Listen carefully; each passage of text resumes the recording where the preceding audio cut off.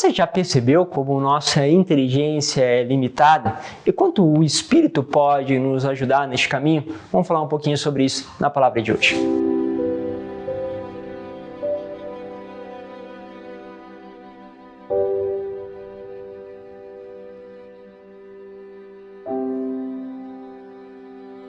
Em nome do Pai, do Filho e do Espírito Santo. Amém. Que bom ter a tua presença. Eu agradeço a cada um pelo testemunho, por aquilo que tem chegado, seja lá através do meu Instagram, seja também pessoalmente. Muito obrigado por participarem justamente todos os dias comigo aqui dessa meditação da palavra. É muito bom ver o quanto Deus tem ajudado inúmeras pessoas com a sua palavra. Quero pegar hoje com vocês a palavra que está em Atos dos Apóstolos, capítulo 3, versículo 11 ao 26. Naqueles dias, como o paralítico não deixava mais Pedro e João, lembra de ontem, né?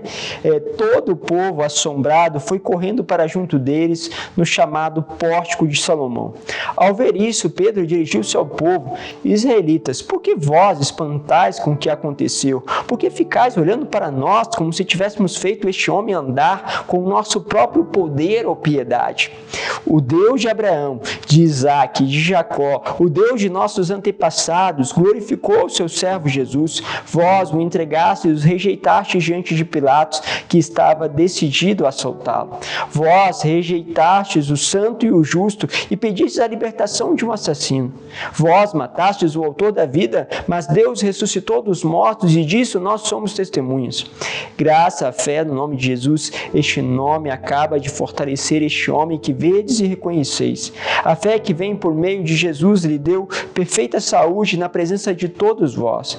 E agora, meus irmãos, eu sei que vós agistes por ignorância, assim como os vossos chefes. Deus, porém, cumpriu deste modo que havia anunciado pela boca de todos os profetas que o seu Cristo haveria de sofrer. Arrependei-vos, portanto, e convertei-vos, para que os vossos pecados sejam perdoados. Assim podereis alcançar o tempo do repouso que vem do Senhor. Ele enviará Jesus, o Cristo, que foi destinado. No entanto, é necessário que o céu receba, até que cumpra o tempo da restauração de todas as coisas, conforme disse Deus nos tempos passados pela boca dos santos profetas. Com efeito, Moisés afirmou: o Senhor Deus fará surgir entre vós, irmãos, um profeta como eu. Escutai tudo o que ele vos disser. Quem não der ouvido a esse profeta será eliminado do meio do povo. E todos os profetas que falaram, desde Samuel a seus sucessores, também eles anunciaram estes dias. Vós sois filhos dos profetas da aliança que Deus fez com os vossos pais, quando disse a Abraão: através de tua descendência serão abençoadas todas as famílias da terra.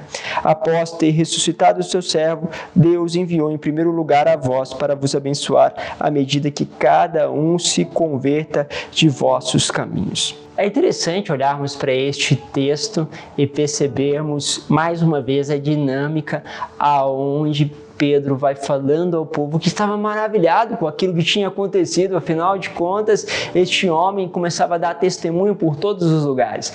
Mas, ao mesmo tempo, pensem vocês que isso também não foi fácil para os discípulos entender esta dinâmica. Pedro agora fala com autoridade, mas eles mesmos tiveram dificuldade para entender tudo isso. Quando você pega, justamente a palavra do Evangelho, você vai perceber o seguinte: lá está em Lucas, capítulo 24, versículo 35 ao 48, você vai perceber bem no finalzinho do Evangelho que vai dizer assim, que o Senhor Jesus abriu a inteligência dos discípulos para entenderem as Escrituras, porque o mesmo discurso que Pedro estava fazendo ali para aqueles homens, Jesus tinha falado com eles em relação aos profetas, aquilo que era a palavra, tudo aquilo que haveria de cumprir, que todos os sofrimentos que ele havia de viver, mas eles não conseguiam captar isso, e é muito interessante por quê? Porque nós podemos estar na caminhada com Deus há muito tempo, podemos estar nesta dinâmica, podemos viver ao lado dele e celebrar, viver ali a ceia do Senhor, como os discípulos fizeram, vivenciaram isso, como os discípulos puderam escutar do próprio Senhor a palavra.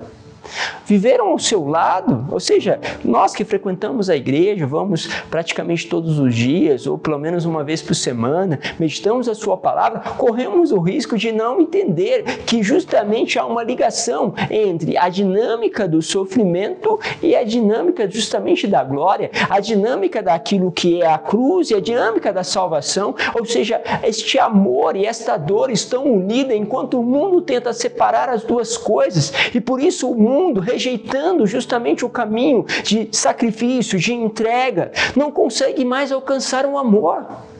E todos nós, quando vemos os noticiários, nós declaramos: o amor está esfriando, o amor está se perdendo, se mata por nada, se tira uma vida de uma pessoa simplesmente por pequenas desavenças. Quantas vezes você vê pessoas que se mataram justamente por nada, tiraram suas vidas, ou ao mesmo mataram outras por um problema de trânsito, ou seja, que bateu um carro no outro e o outro não consegue mais escutar e aí saem para a briga e depois acabam se matando.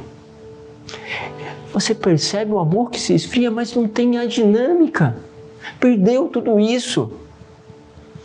E quando não acontece essa junção, e aí volta a dizer, porque nós estamos na igreja, e pode ser que a gente não consiga entender isso, e quantas vezes nós podemos ter igrejas cheias, lotadas, mas muitos não compreendem essa dinâmica.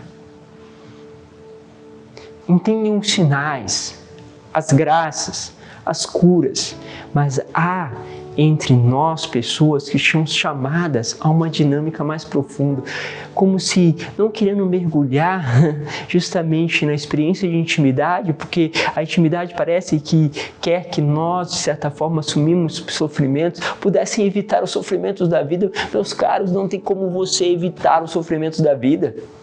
A única diferença é que quando você entra na intimidade, Deus te dá graça, elementos para justamente unir as duas coisas e aquilo ter valor inestimável, enquanto você não vai poder evitar de outras formas e não vai conseguir viver aquilo de uma forma que vai causar frutos. E é isso que está acontecendo com o mundo. Ele não pode evitar o sofrimento, ele não tem como afastar as incompreensões. Então muitos pais têm evitado que os seus filhos passem por sofrimentos porque eles mesmos passaram. Depois chegam lá na frente, eles não sabem lidar com o sofrimento e agora têm que lidar sem os seus pais.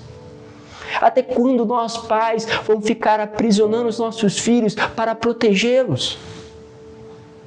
E aí protegemos e não ensinamos a dinâmica do amor. Ou seja, compreendemos que o amor é simplesmente evitar que eles sofram. E isso é muito mundano. Por quê? Padre, como o Senhor está dizendo isso? Sim, é mundano no sentido que é a lógica do mundo. Peça a Deus que possa abrir a nossa inteligência para poder compreender a palavra, para poder compreender uma forma de também passar esta dinâmica de amor para os filhos, porque você está evitando justamente o sofrimento dos seus filhos, mas você está vivendo, porque você se sacrifica todos os dias para que teu filho não sofra sacrifício. Mas será que este é o caminho? Não estou dizendo que você tem que deixar os seus filhos passar por todos os sofrimentos. Estou te dizendo que existem sofrimentos inevitáveis.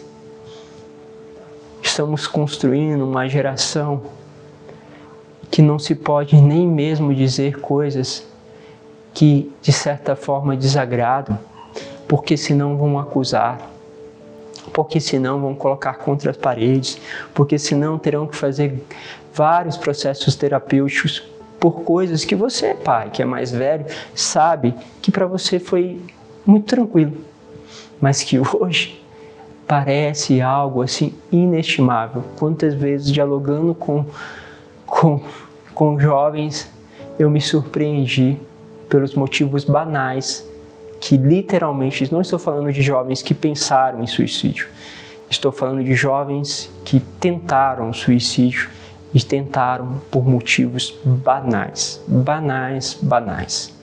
Até onde nós vamos chegar com tudo isso? Pensamos um pouquinho sobre isso, pedimos a Deus que possa justamente abrir-nos a inteligência. Deus os abençoe, Pai, Filho, Espírito Santo. Amém.